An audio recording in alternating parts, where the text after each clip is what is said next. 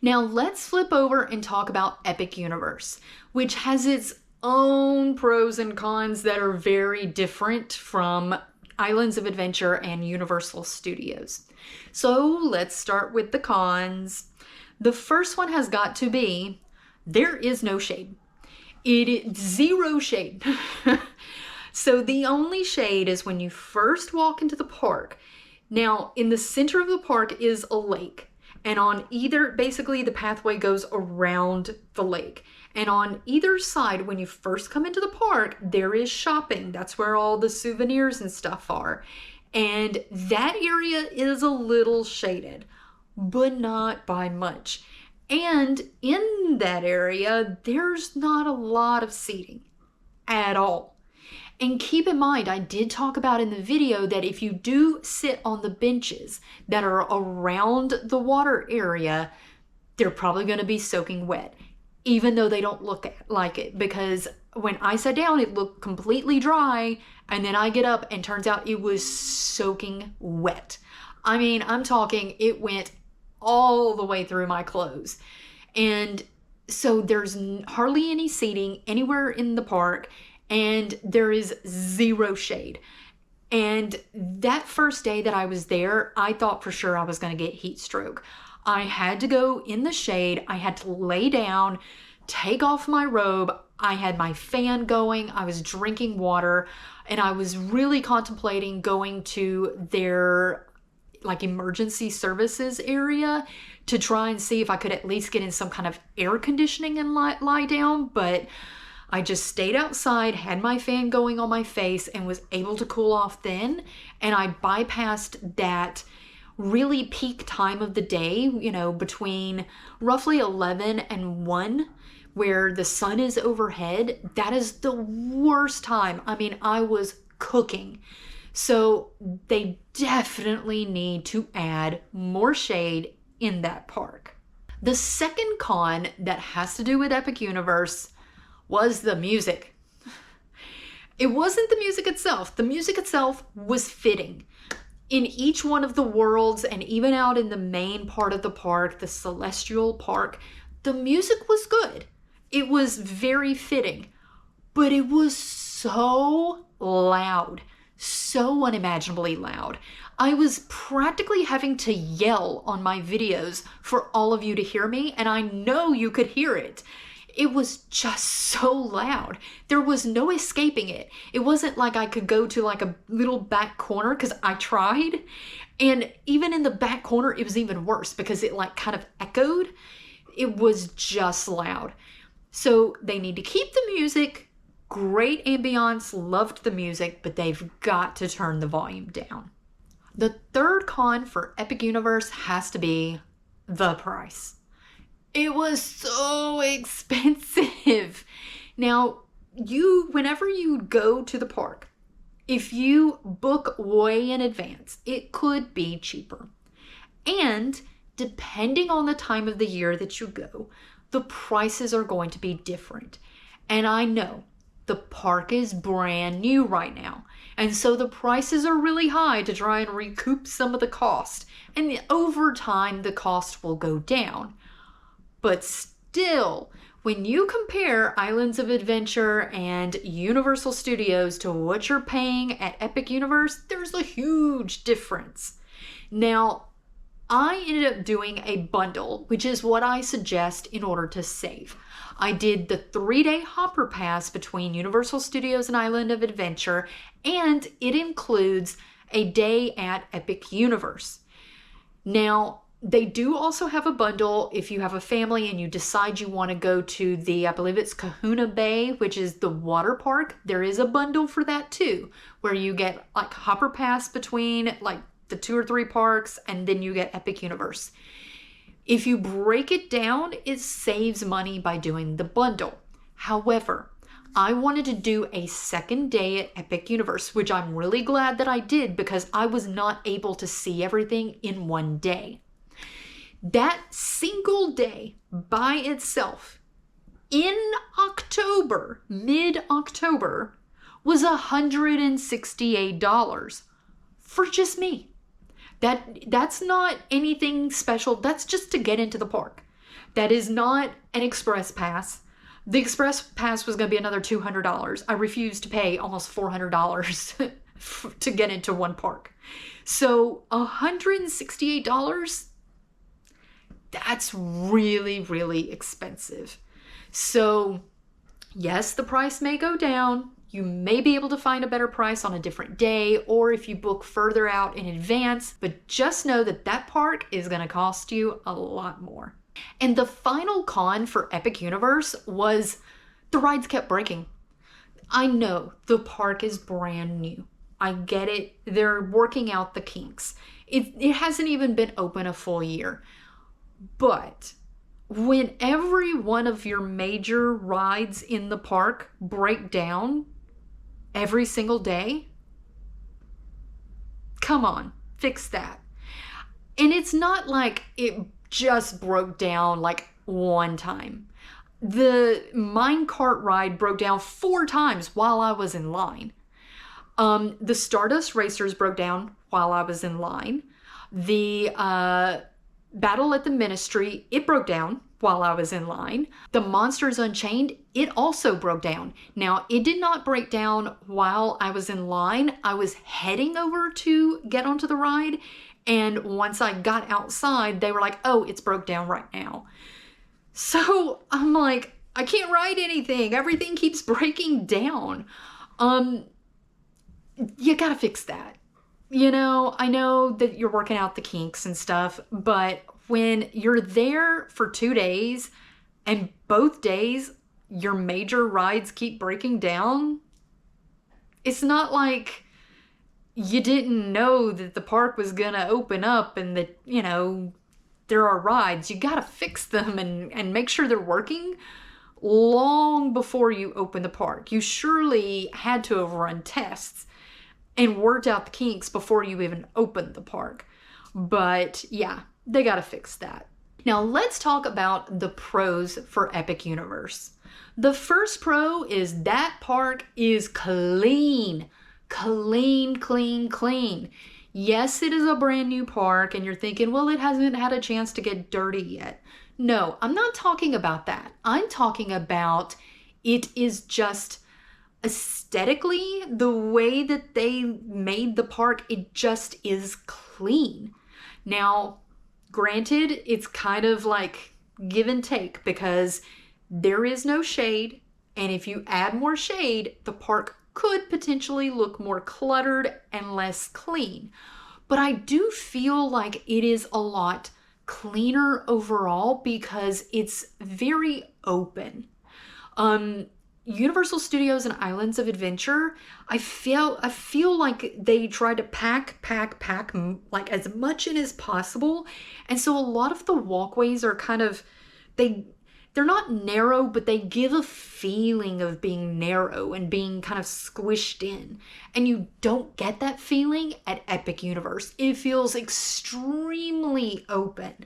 You can see for quite a, good ways that like all the people versus you've got a lot of twists and turns and it feels very compact. So I do like how it is very open and clean. Could they have added more rides and more attractions in there because of it? Yeah, they could have. But they didn't. They let it be open and airy, and I feel like it actually added to it by doing that.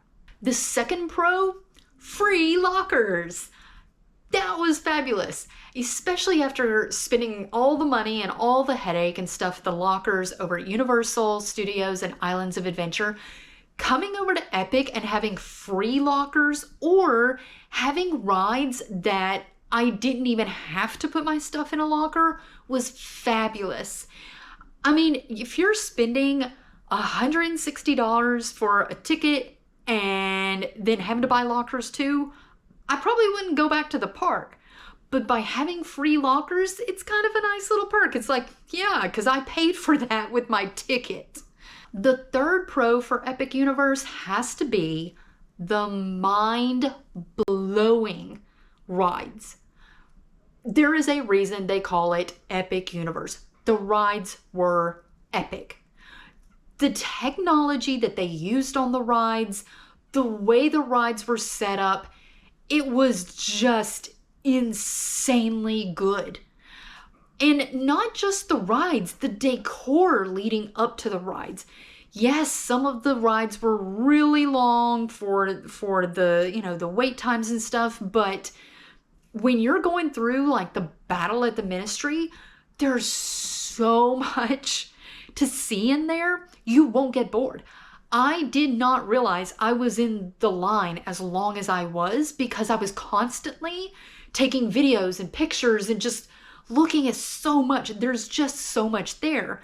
The Monsters Unchained, when you go through, not the single rider line because that bypasses all of it, but when you go through the main part, you get to see so much. Every single ride I felt was like that. Even at, the Isle of Berk with the How to Train Your Dragon ride that I rode, there was a lot to see. I probably took like 10, 15 pictures just in the line of all the little details that they ended up adding in. And then when you get on the ride was completely different. I've never rode a ride like that. The rides were just so good. And I really feel like they set the bar on a whole new level when it comes to the rides. You won't be disappointed when you ride the rides there. And the final pro for Epic Universe has to be the food. I have never in my life ate such good food at that park. I've never been to an amusement park that spent so much time curating the food that they have there.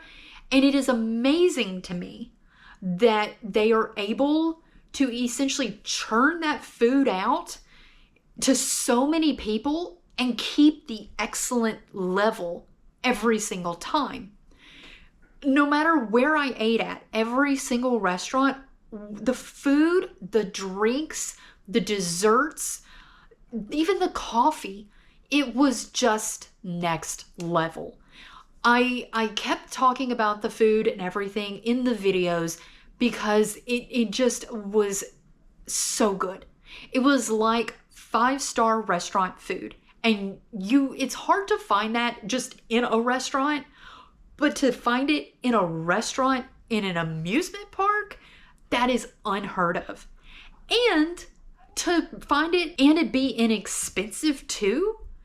Now, granted, it was like going to a regular restaurant, but you don't find prices for food, especially at that quality, in an amusement park. Amusement parks are known for having food that is very expensive. And Epic Universe is right the opposite. It is insanely good food at affordable prices. So I highly, highly, highly recommend eating in the park there. Don't even bother bringing food in. You're going to enjoy the food there. And if you can, try to make a reservation. I was able to make reservations the day of. Now, granted, if it's in the thick of summer, when it's the peak tourist season, you may need to make your reservations a day or two in advance, but I was able to do it the day of, no problem, and there were tons of times available. It wasn't just the time that I picked, there were many, many different options.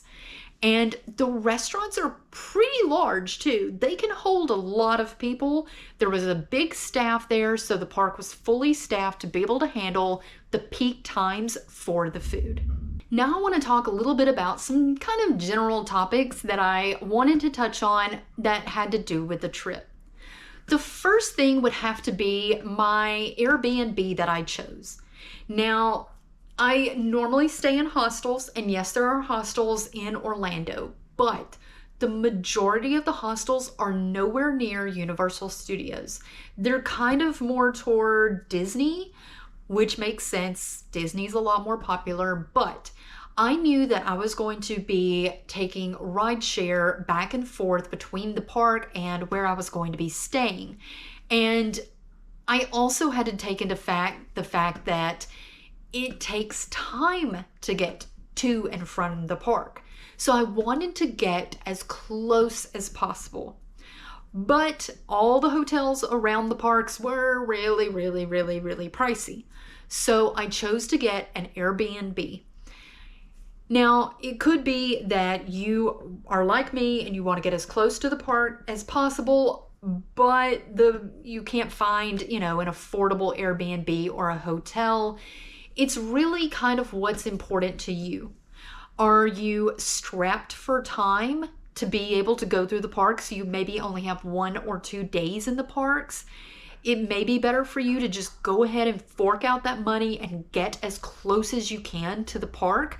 That way you don't have to worry about the long commute back and forth, because Orlando traffic can get bad, especially during rush hour in the morning.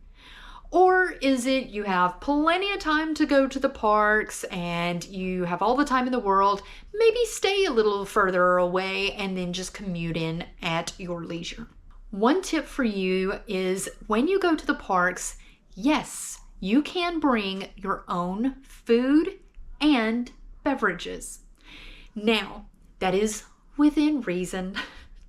You can't just roll in there with a giant cooler of food and stuff. But you can bring in food. You can bring in snacks, or maybe if you want to go on the cheaper side, you could bring in sandwiches, something like that. But they do allow you to bring in food. You can also bring in drinks as well, such as sodas, juices, water, that sort of thing. You cannot bring in alcohol. That is not allowed. But I ended up bringing in a Pop-Tart and a couple of snack items in my backpack, and then I also brought in my collapsible water bottle. Now, in the park, if you buy water, it's going to come in a water bottle, and it's gonna be about $5 or $6 for a bottle of water. Very small bottle of water. Don't do that. So between Islands of Adventure and Universal Studios, they do have some refillable water bottle stations. They do have water fountains, which I don't like to use because people put their mouths on that and that's kind of gross. But there are some stations where you can refill the water bottle and you just hold it up and the water goes in.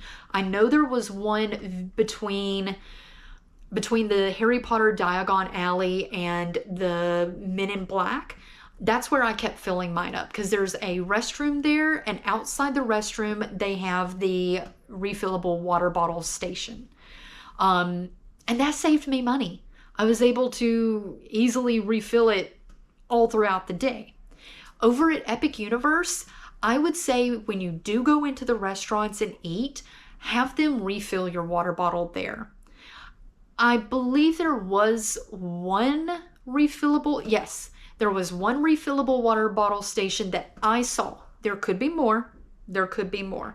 But I saw one in the Monsters Unchained section. Again, it was outside the restroom, so you can just go up and refill your water bottle. I kind of feel like there was one over in the How to Train Your Dragon area as well. I would imagine that where all of the restrooms are in the park, between the 3 parks, there probably is going to be a water bottle refilling station. Maybe not at every single one, but at least at probably every other one. So make sure you bring a refillable water bottle to save yourself some money. My next tip for you, it's kind of 2 tips in one. Pace yourself and prioritize. I ended up doing 5 days, and granted, I am not a spring chicken. I am not as young as I used to be, but let me tell you, by day 2, I was already feeling it. I was tired, everything hurt. It's a lot of walking, and the rides are jarring. They just kind of like whip you around. You kind of get beat up on the rides. And then, of course, you're out in the sun. It's beating down on you. It's very draining. It will take a toll on you. And if you have kids, parents, you know how it is. It's really going to take a toll on you. So pace yourself. Now, if you have like a very low tolerance, maybe try to not do 5 days back to back to back like I did. But definitely pace yourself. There were times that I did when I was shooting a video, I sat down in the shade. I would take off my Harry Potter robe. I would sit there and not only shoot the video, I would just sit there and just kind of people watch, take, sips of water, just kind of sit down and get off my feet. And that kind of helps. Also, getting into an air-conditioned area, even if you're not going to buy something, just go in one of the stores. Getting an air conditioning can make a huge difference.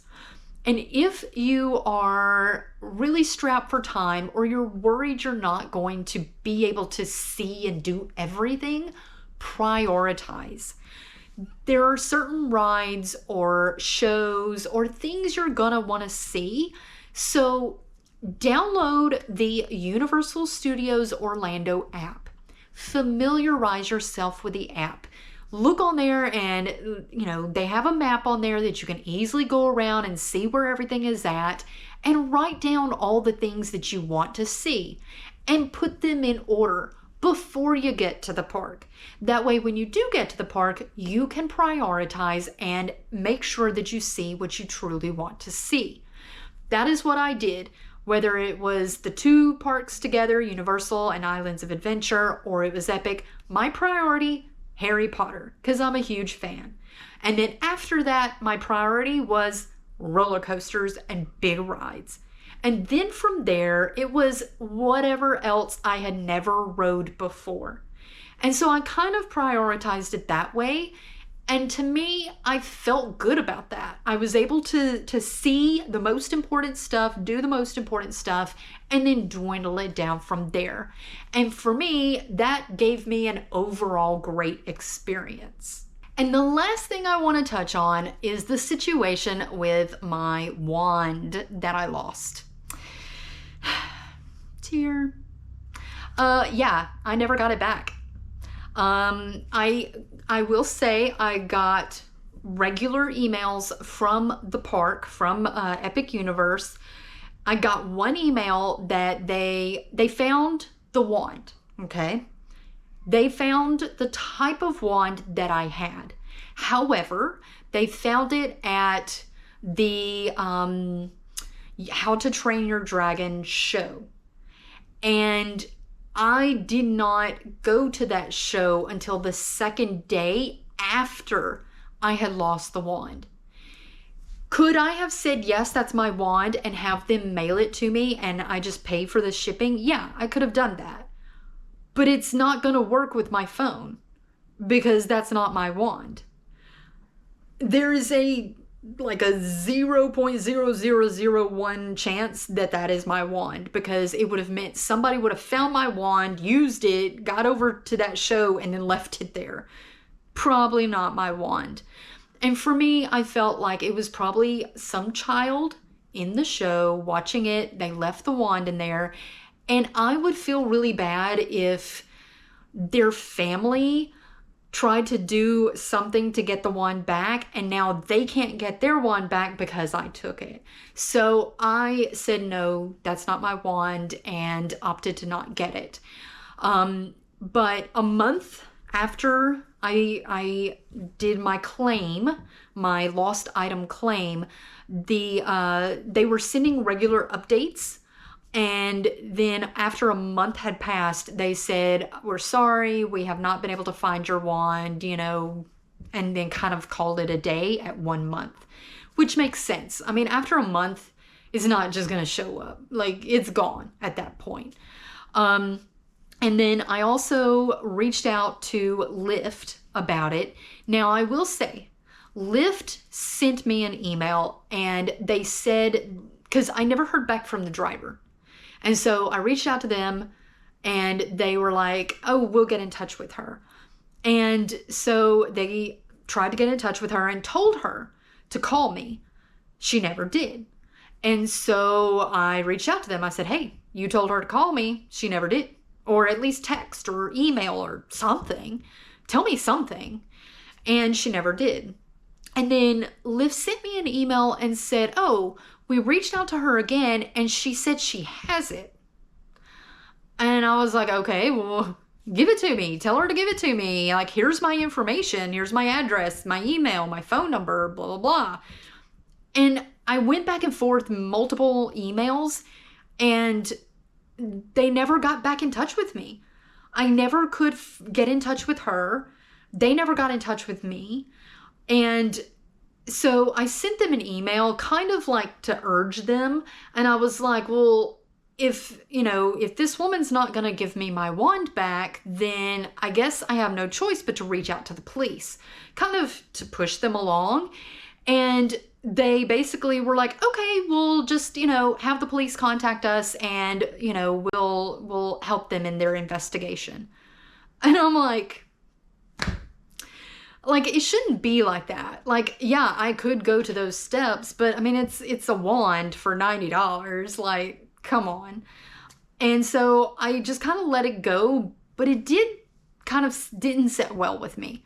I feel like if you have someone that says they possibly left something in the car, then Lyft should contact that driver and say, you need to contact this person right away. And then make it to where they aren't allowed to drive anymore for Lyft until they contact that person. Because even if I didn't leave it in there, I feel like she should have at least said, no, I'm sorry, I didn't find it, instead of, not responding at all. And then I found it weird that they said that she did have it, but then now she's not returning it. Like, what do you do? Just steal people's stuff? So if you're going to take a ride share, make sure you double check before you get out of that vehicle that you have everything. Because as soon as they drive off, that's it. There is no guarantee that you're going to be able to get your stuff back. I guess if I had lost it, like let's say the first day, I would have been in town and been able to file a police report and kind of get, be able to get with her more. But I'm like, it shouldn't have to go that far. They should be able to reach out to you. So yeah, if you're going to do rideshare, make sure you double check that you have everything, because you could just flat out lose it and never get it back. I hope you enjoyed the videos from the trip. I hope you enjoyed this trip and hearing kind of my recap on everything. If you have any questions about anything I talked about, feel free to leave it in the comments below. If you like this video, give me a thumbs up, and I look forward to seeing everyone in the next video. Bye!